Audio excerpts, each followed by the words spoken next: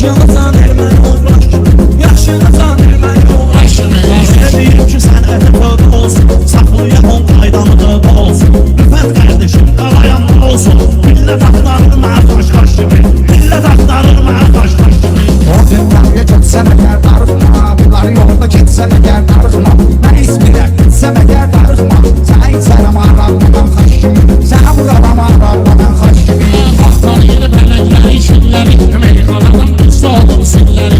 Biz olmaksızın kötü şahitləri, görmüşük əlimizdə qarandaş, görmüşük əlimizdə qarandaş. Ne kârı sen sındırasan sen bizi, eksibiyim yandırasan sen bizi. İhtiyarın yok kırasan sen bizi. Nakşi vuran var bize nakkaş gibi, nakşi vuran var bize nakkaş gibi. Sabahla sufranda cevap verirsen, kesliği oturma hesap verirsen, alkaş sözüne indi cevap verirsen. Yoktu bunun yaddaşı gibi, yoktu bunun yaddaşı gibi. Nerede görüp meydan sen değilsen, kaslansan kaslan sen değilsen, beş-alt merkebin hamı sen değilsen. Ben de kurunun oduna yandım yaş gibi, ben de kurunun Oduna yandım yaş gibi. Sayın Rüfət'in zeyam, Rüfət'da özüyü tapşırsın.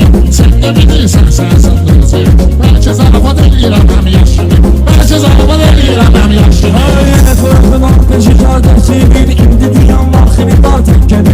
Toylara anzak canavar tekkeni. Süzde gruplaşmadı bozbaş kimi, süzde gruplaşmadı bozbaş kimi. Sen asal kaşını istiyorsun, sen de bilirsin anlayınca.